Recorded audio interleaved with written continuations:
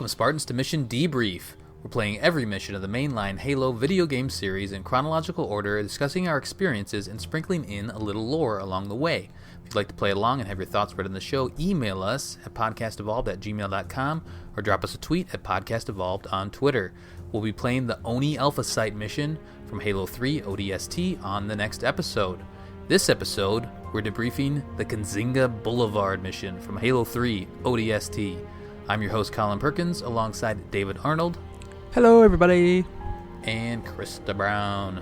Time for some boom boom, and not what you're thinking. like tank explodey stuff. Last mission, Uplift Reserve. Dutch shook off a sandy landing and headed into the local nature reserve to rendezvous with his fellow Marines. Amidst some heavy vehicle combat and other explosive heroics, we witness the terrifying collapse of the New Mombasa space elevator. Dutch manages to escape the chaos and finds himself in the heart of the city to continue his search for Alpha 9. This mission, Mickey stumbles into some fierce battle between the Covenant and the UNSC and is ordered to command a Scorpion tank. We then proceed to blow up half the city in order to push back the Covenant and save as many Marines as possible. Mickey eventually teams up with Dutch to help defend the Marine rally point just outside Oni Alpha Site. The date of the game, we're still on October 20th, as we will be for the duration, 25:52, 90 minutes after drop, so 1,700 hours, 36 minutes. Before we start and kind of dive into the mission, we're back in Mombasa Street, so we got to find the beacon. So we're going to kind of walk you through how to get there, just kind of a high level. We talked about in the last episode, we're not going to find all of the Sadie Story terminals throughout the mission or this area.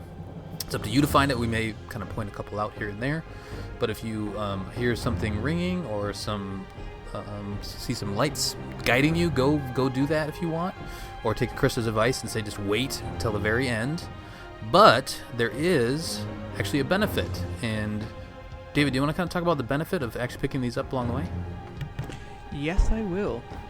So there are supply caches scattered throughout the city, and these are these little kind of bunkers that only open when you have a certain number of, I can't remember which is, I think it's every 5, it might be more, it might be like 10, 15, 20, I'm not 100% sure, but these different caches will open up, and inside them are like different weapons, power weapons of UNSC origin, and they are awesome. They're super handy. It's really worthwhile doing them as soon as you can during the game, just to have these weapons when you have on the streets. So you can go in and you get like all grenades, you get pistols, they'll have SMGs, sniper rifle, rocket launchers. Some of them will have assault rifles, and in some cases you'll even get a mongoose, which is super fun when you're kind of shooting around this map using the mongoose in the city. It's super cool. So if you're like me and you've already done all this and you're playing this game again, and you already have all these supply caches unlocked, and they show up with a little what I'm going to call an Aaron face, also known as the monitor. So it has that little symbol over it, and they're super cool. A few of them have like all these kind of glyphs and kind of glowy faces and stuff that you can see in your visor. So like they're just super cool. They're super handy. I love that they put them in the game. Yeah, and we kind of talked about it in one of the earlier episodes where I feel like I'm switching guns or running out of ammo quite a bit in the Mombasa Streets area. Yeah, this is why these are great. Yep, so the caches are super duper handy to stumble along. But Krista, you don't play with any of the caches, so... Right now I'm not playing with any of the caches, no. I haven't actually gone through this game and gotten all the audio logs, so I don't have any caches right now. Yeah. You're cashless. I am cashless. Short please. On cash. I'm starting a Patreon. Go fund me. Give Krista cash. All right, so we are going to continue on, and there's like some snipers up on top and like these skyways. So heads up for those, because I think one of the major encounters here is you see some brutes up ahead. And you kind of be sneaky, but if you get too far ahead and there's like a turret kind of way off in the distance, if you sneak too far ahead, like a jackal will snipe you in the back of the head. So you do have to be careful in a couple different spots. maybe we talked about it in one of the earlier episodes, but Krista, are you finding yourself like trying to sneak around to the next beacon, or are you just kind of going and approaching it like any other Halo mission where you're just kind of clearing out the areas? I'm definitely not sneaking that much. On higher difficulties, I will sneak, but just because of we're trying to get the story more than anything else, I'm just kind of just casually making my way towards the beacon and just killing everything in my wake. Mm-hmm. I feel like in this area more than others. So these areas kind of unlock. The city unlocks as you go on. So the very first mission, Tayari Plaza, you can really only get to that beacon, and there's not much exploring to do. But the more you go, the more you unlock, the more missions you play. Eventually, the entire city becomes open. In this, I guess, setting of Mombasa streets before the Kizingo Boulevard mission, it seemed like there were a lot of alternate paths, a lot more than I had noticed before, where you kind of go through buildings, or there's like a little alleyway you can open up a door. One of those alleyways you can open up to this courtyard where these giant like black pillars with all these kind of upside down Y looking hieroglyphs on them, and there's two engineers just floating above this thing, and like there's some dead elites down below. Krista, do you know? Is there any significance of this? Did you find this for one? I guess, and do you? I think I found it before. I think I found it before just because there are engineers in there. One of the achievements is to kill all the engineers on the map. Okay. But I have no idea the significance of this particular room. David, do you have any insight? I think it's still in investigative, because I know it was about a year ago, but I know my friend Crazy Chris, shout out to Crazy Chris over on Halopedia, he was taking screenshots of them and looking in them, and I think he has them loosely translated. I don't think there's anything crazy significant about this room in terms of like the higher or kind of the more extended lore, but these hieroglyphs are everywhere. But I think this room shows you them writing them or scanning them, so I think it's kind of showing you the link that they were written by the engineers, that your visor is picking these things up, so they're not human, they are in fact Hergok writings of some sort. Yeah, they would write in Forerunner, wouldn't they? Yeah, I guess so. Yeah, I wasn't sure if I guess as I'm thinking about it, it would make sense that those pillars were probably there as part of the city versus the Covenant putting those pillars there. Oh yeah, no, the pillars I think are just part of something of that garden courtyard area. I think, I don't know. Yeah, they themselves have significance as opposed to the writing that's on them. But then there's a couple of dead elites nearby, so just kind of part of the, I guess, pre-schism events.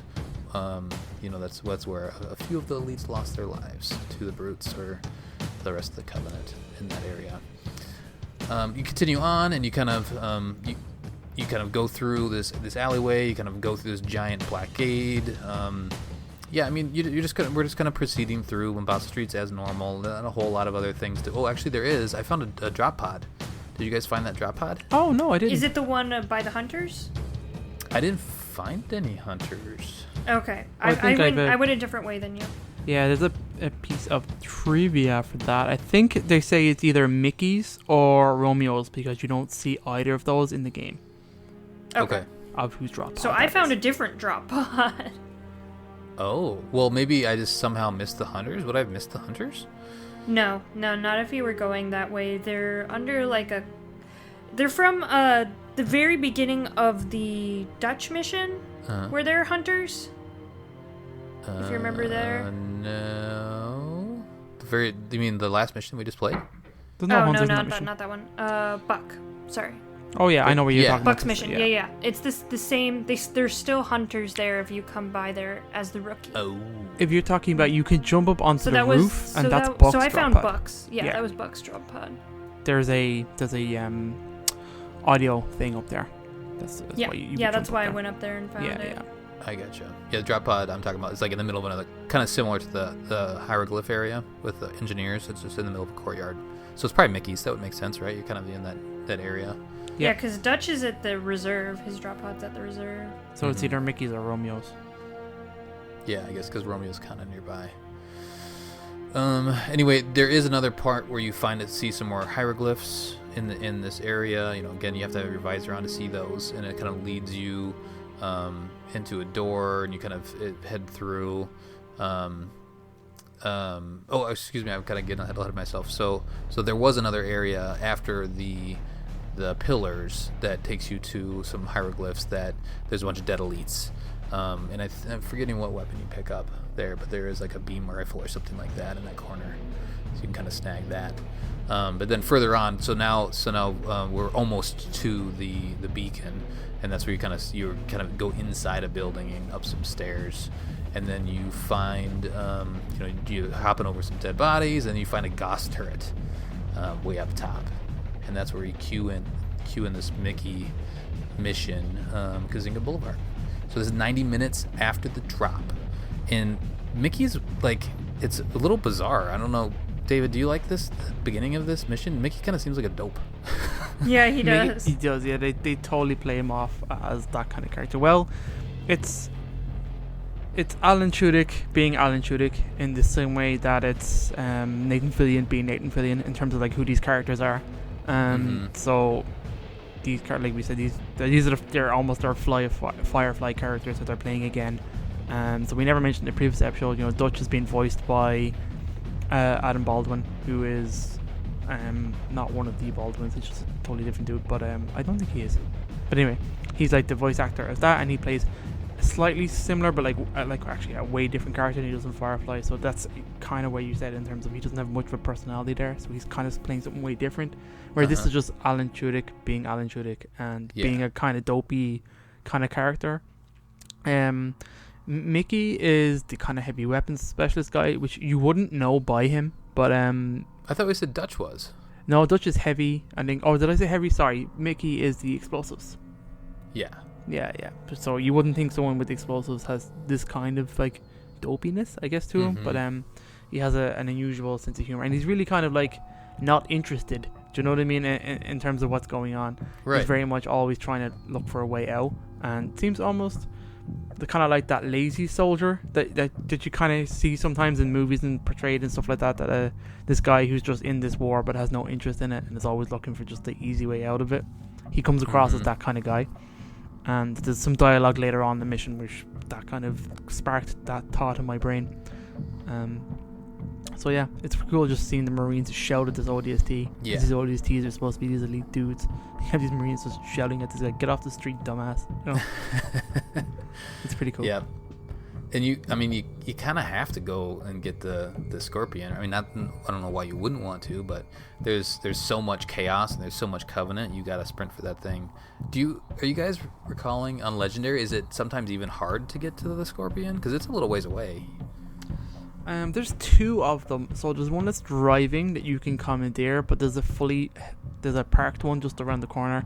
It is tough. You have to make a beeline for it on the harder difficulties and not engaging the troops on the ground. But like obviously they're gonna slaughter all the Marines pretty quick on the higher difficulties. So you've got to go for the tank in order to kind of survive. And you kind of test your parallel parking skills, I guess. Because there's some tight corners. There's some tight corners for small, sure. Yeah. Like this is probably the tightest mission in all of Halo. And the tank does not handle well. Yeah, exactly. Yeah, you have to go back and then kind of turn and go back. Yeah, it's a little. And there's a bunch of rubble everywhere, so you're getting stuck on stuff constantly. Yeah. I feel like I'm not necessarily, especially in this opening area, I'm not necessarily cleaning everybody out, but you do need to clear out a good chunk. I think there's a Wraith behind you. There is, yeah. You got to take out that Wraith super quick because it will get you because like there's no room to maneuver. Yep, and there's a bunch of brutes that are, I think they have brute shots and they're pummeling you from the side. So you do have to take a good chunk of the force out before you kind of proceed. And I didn't see a waypoint that popped up. I don't believe it. You assume that you have to go somewhere, but you just kind of have to pick an alley and hope you pick the right one. There's kind of only one way to go, to be fair. Yeah. Because like the Covenant have all these kind of big force fields up in certain areas. Oh, right. That prevent you from going anywhere. So like that's good. It's the only mission in Halo that has you starting with a rocket launcher, so that's kind of interesting. Huh. Yeah. The only in this game anyway. In this game. I know. Yeah, Halo 2, I think you can start with one, don't you? Yeah, you do. Anyway, doesn't matter. Well, you come out of a drop pod, so I guess it's kind of related to this. Yeah. Yeah, so we'll kind of keep going through here. There'll be you kind of winding through the streets here. There's some Covenant up in the skyways. You gotta keep a heads up. Skyways or on tops of buildings along the way, so you gotta keep a heads up for that. There'll be a squad of Marines that's pinned down in the next area that it says you have to help them out, so you got to go and kind of clear out the areas. Lots of drop ships, ghosts. A lot of times like the drop ship, I'd have like a drop ship drop off a bunch of Covenant, and then it would then also drop off a ghost, not necessarily the same spot, the same time. Oh yeah, you're right. But kind of different waves of dropping, and ideally you're taking out that turret on the dropship too, because that thing will pummel you. I was flaming as always. my Scorpion's on fire. I took a lot of damage, but I made it through the end on the Scorpion. There's just lots going on, and you have to be fairly precise with the cannon on the Scorpion. But you do get a lot of Marine buddies that are just kind of hopping on as you go too. So as you're clearing people out, or there's some there to start with that are helping at least a little bit. So you do get some assistance along the way. Curious thing. This is the first time, unlike Halo 2 and in Halo 3, you can ride on the side. So in all the other games, only the NPCs could do that, but you can actually ride on the side of these tanks. Yeah. Yep. Which is the first time you could do it in Halo 3. Do either of you guys do that? Yeah. No. I accidentally did it. But I don't want to just die. Yeah, exactly. That's a suicide mission. It's a terrible place to sit. I don't know why they do it all in these games, but it's an awful. Like nobody survives. You're just cannon fodder. You're just like human armor for the tank. Target practice. Right. Yeah, it's crazy. Let me just pile Marines on my Scorpion so that it doesn't take any damage.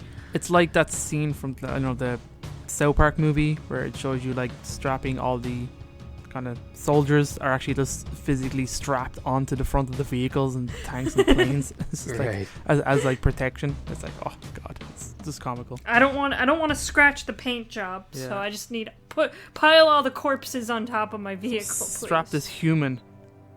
Yeah. One of the encounters that you get to is there's like a gazebo thing in the center of a circle. It's got like payphones in it when you go on numerous streets.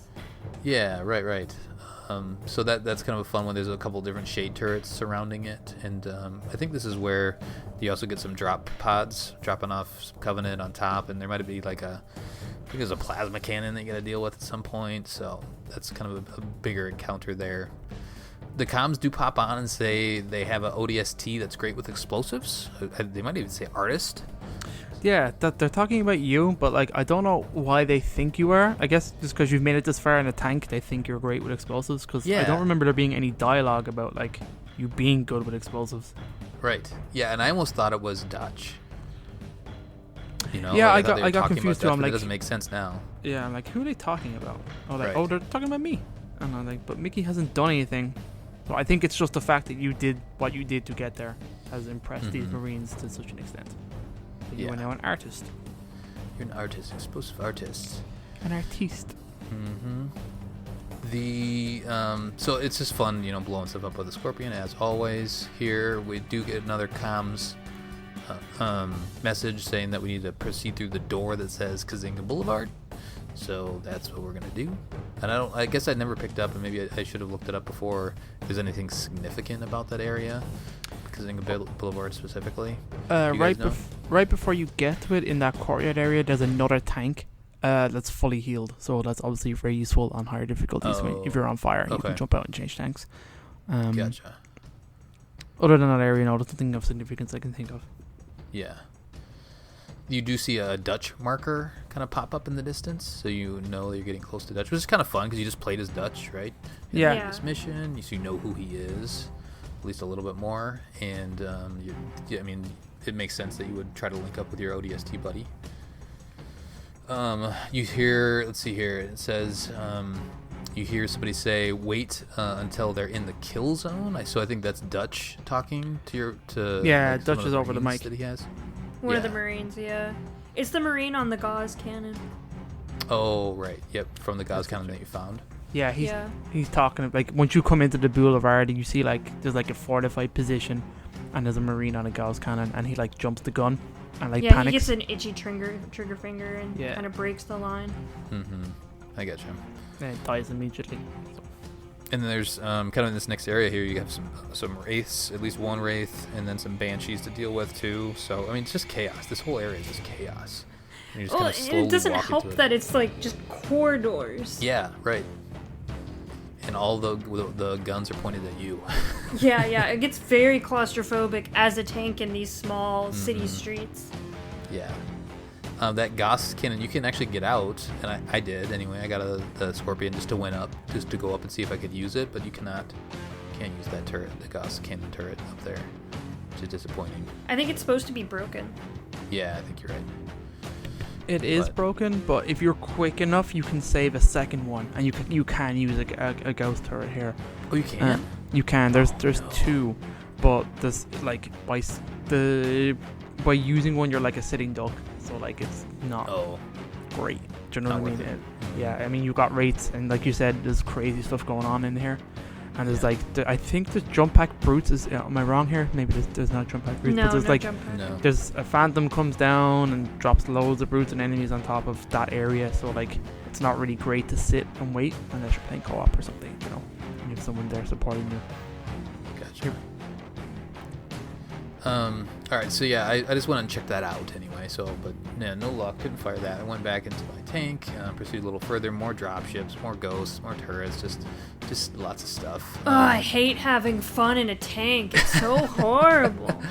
Well, I mean, it's fun. I mean, I love this mission. It's a hard one to actually talk through and say like, make sure you gotta kill this one over here, and this is just a lot, right? So it's fun to make things go explode.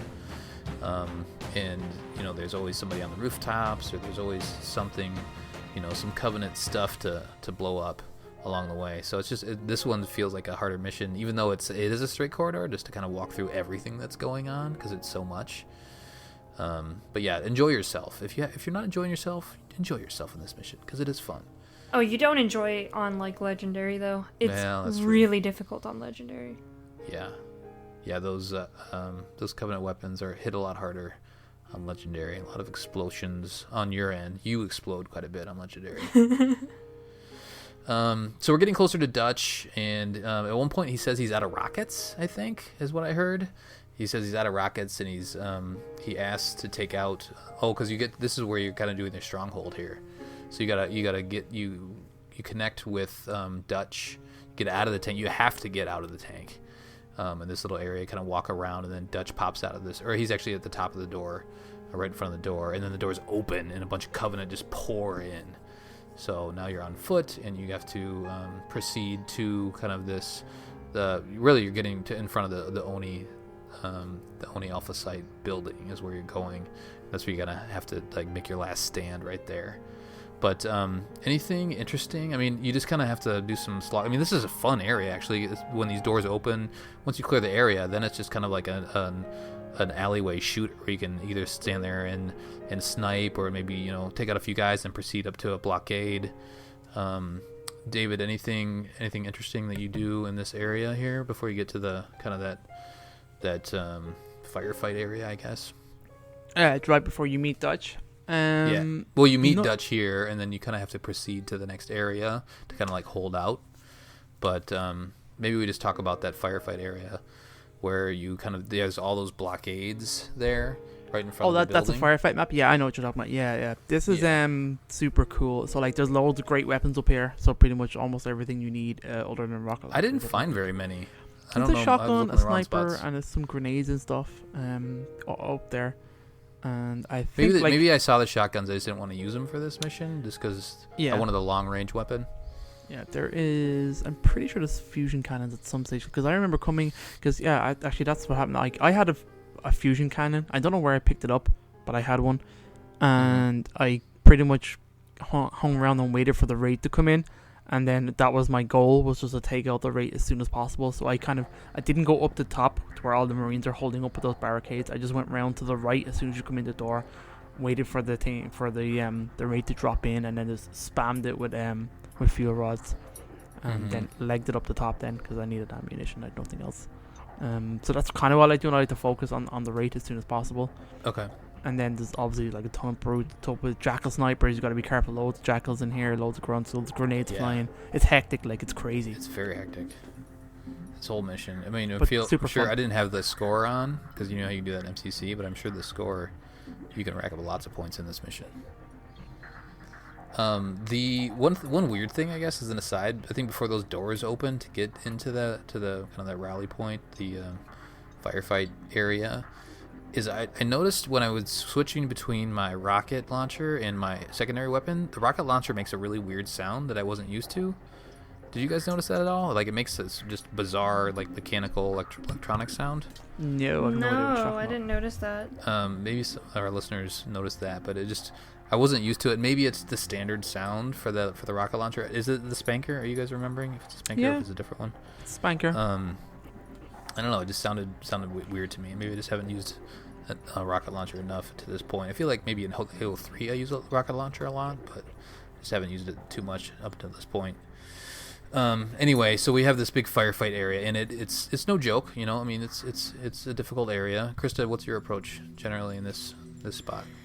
I ran up and I grabbed a silenced SMG and a sniper rifle. Oh, okay. Yeah, and then I just took out the Yeah. enemies as they came, and then. So you're mostly at a distance, right? Yeah, and then for the Wraith, I boarded and planted a grenade. Nice. I think I did the same because you kind of like run at it and it'll back up. As long as you take out the turret, the gunner, Yep. you can run right up to it. It can't really do anything unless it wants to blow itself up. Yeah.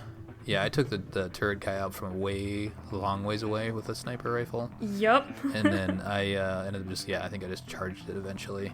I kind of used the full area all the way up top. I was just kind of winding around all the way up top and just grabbing whatever I could find for the head, some decent ammo in it. But then there's always like some brutes in the center that don't really come up and charge after you, so they just they hang out in there and they have I think a brute shot. And there's usually a couple grunts that you have to end up clearing out as well. So yeah, this is a good, and it's a good teaser for firefight. I think this area and specifically is like, okay, this is kind of what that mode's all about. Yeah, definitely. It definitely a lot of like places in these missions are, firefight maps, and they always kind of highlight the area by giving you a little firefight in each of these little areas. So Did you guys notice that Dutch is just full of pink needles all the time? No. No, I This did is not. for me. You're just getting needled. I would just wind around to one area and then kind of come back to the center where Dutch is, and he's just littered with pink needles. I like how in the games, like, a Marine can be covered in like 30 of them, and then they're like, I'm fine. But in a book, like, one person gets hit by a needle, they instantly die. Yeah, right. Yep, and Dutch, they can't kill Dutch during this mission, so he's just gonna take it. He's gonna take it all. I have enough biofoam. I'll be fine. Exactly. Yep. My organs will find a new place to live in my body. Mm-hmm. And there's not any really boss in these firefights. It's just, clear out the wave. So once you finally clear out all the Covenant, and I mean, who knows how many there are, but there's a lot. Once you finally clear out everybody, there's the other one I mentioned, or forgot to mention, is there's usually like a detachment of jackals and grunts just kind of off to the side, and there's like a lot of them. I think this is the area where I got like a kill 5 grunts with 1 grenade, or kill 5 Covenant with 1 grenade achievement, so that was fun. Lots of good grenade spots in this area too. We haven't really talked about that much. So once we cleared out, we're doing cutscene and we're done. I mean, it's a fun mission. It's Not a lot of lore. not a lot of lore. No, not a whole lot to find either. It's pretty straightforward, but it's a lot of explosions, and there's a lot of Covenant in between you and this Oni Alpha site. Krista, do you want to do the end cutscene real quick? Sure. The door. So the place you end up right behind the barriers is the entrance to the Oni Alpha site, which is very important. We'll get into the importance of Oni and stuff next mission. But the door opens and the guy's like, "Any of you guys good at explosives?" And that's pretty much it. Yeah. Yep. Yeah, the Dutch and and Mickey are kind of talking about how, like, well, maybe we will just kind of wait it out here. We're just not going to do anything. And then the door opens, and they're like, well, okay, well, I guess we're going to keep going. So, no rest for the weary. It is interesting to note, though, that now Buck and Romeo are together, and Dutch and Mickey are together. So we'll kind of see how that unfolds as we continue on with the game. Yes. Then end cutscene, and then we go back to Mombasa Streets, and the rookie's there, kind of checking out this Gauss cannon, and we'll continue that on in the next episode. What else do we have? David, any other trivia that we want to touch on? No, that's it really. Just a little bit on, there's an achievement for getting into one of those Banshees. It's very difficult to do. Look up videos on how to do it. They make it look simple. I've been struggling with it. But it is possible, and there's an achievement to do it. Okay, cool. All right, well, let's do. I post a community question as always, so let's just kind of cover off on that quick, and we will get out of here. Yeah, sure. So Colin Perkins posted, what's the most satisfying thing to destroy the Scorpion in Halo 3 ODST, in brackets, Kizingo Boulevard? So, we have Reflex Rains as a grunt. That's pretty good. Elton94 has... grunt. Yeah. Has Phantoms are always fun. I think you could destroy one in that mission. You could, because I tried to do it, and it is very satisfying to blow up Phantoms. Matt said, how many shots did it take? Do you remember? Oh, I can't remember. Like loads, more than 4, I think. But they hang around for a while, so they're hovering up there. They can, yeah. They're easy enough. Just gotta focus fire on them, really. Matt says either Phantom or sniping something from far away. It's always fun to be precise with something not made for precision. I understand that and get that and respect that. Nothing I run for it on foot or with the wrath. The rate is what Brother Doug says. On Facebook, David Elwood said Phantoms. That's pretty cool. Jose said everything. All I leave is a path of destruction, so the Covenant knows you don't want to mess with humanity. I like that. Nice. David Elwood came back with, if you asked about Metropolis or Delta Halo, I would be Banshees at extreme range. That is also very satisfying. Mm-hmm. A fellow Marine or accidentally or intentionally running over your brother or playing with you in the campaign. That's by Brian. That's pretty funny. That's my answer as well. Marines are the best to kill with the Scorpion. With Scorpions. I actually just ran, like the ones trying to get into your tank. I just plowed right through them. You did? Yeah, I didn't stop for them. They're gonna die anyway if they get on the tank. Right? Yeah. Oh man. All right. Well, that'll do it for our debriefing of Kizingo Boulevard, the Boom Boom mission from Halo 3 ODST. On the next episode, we'll be covering Oni Alpha Site. Send us your thoughts at podcastevolved@gmail.com or drop us a tweet at podcastevolved on Twitter. Until next time, evolved. Evolved.